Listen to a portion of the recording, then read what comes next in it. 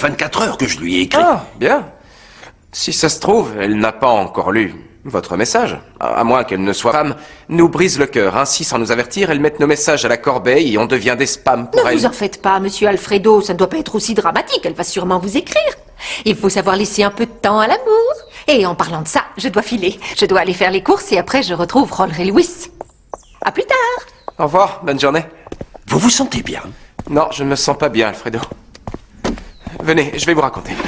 Vous savez, il y a maintenant quelque temps, j'ai offert un pendentif à Amanda. Un très joli pendentif de toute beauté. Pour moi, il signifiait beaucoup et je pensais que pour elle aussi. Mais non, de toute évidence, elle vient de me dire qu'elle l'a perdu. Ah. Et je pense qu'elle l'a fait exprès. Exprès? Pourquoi vous dites ça? Parce que ce fiancé, ce gars, ce Rolleray Lewis, doit être jaloux. Et donc, elle préfère perdre ce que je lui ai offert pour qu'il ne soit pas jaloux. Ah, je vois. Ouais. Vous savez quoi? J'ai des doutes sur ce point. Qu'elle ait fait exprès de le perdre? Non. Je doute que cette personne, ce Rolleray Lewis, n'ait jamais existé. Comment ça? Réfléchissez, Carlos. Amanda nous parle toujours de cette personne, mais personne ne l'a jamais vue. Ouais. Dès qu'on arrive quelque part, comme par hasard, il vient de partir. C'est vrai? Pour moi, j'ai l'impression qu'Amanda fait tout ce qu'elle peut pour essayer de vous rendre jaloux. Quoi, moi? Elle fait tout pour attirer votre attention.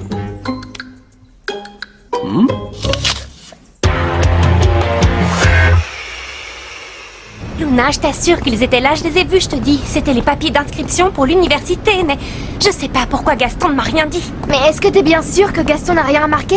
Non, j'en sais rien. Mais de toute façon, ça explique tout un tas de choses.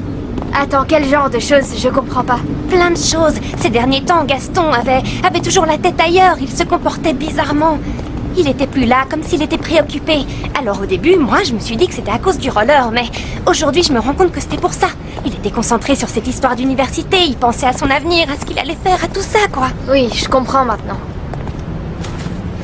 Mais le problème, c'est que je n'arrive pas à comprendre pourquoi il ne m'en parle pas. Il sait bien que je ferai tout pour l'encourager dans ses choix et que je ne veux que son bonheur. Je vais te dire, Nina, pour moi, tu te fais beaucoup trop de soucis pour rien. Il finira par tout te dire, mais il cherche le bon moment. Si ça se trouve, il a même pas pris la décision de te quitter.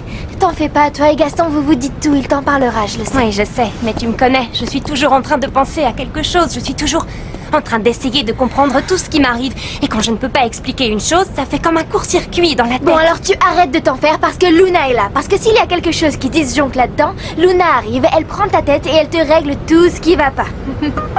Ah, une minute, c'est mon téléphone. C'est qui? Ah, Nina, c'est un message de Ticarnolos. Celui qui a envoyé la photo du pendentif, qu'est-ce qu'il dit? Il dit, vous devez rendre le pendentif, il ne vous appartient pas. Il appartient à une personne très importante. Si vous ne le faites pas, je vais avoir des problèmes. Quoi? Nina, pourquoi il veut que je rende mon pendentif?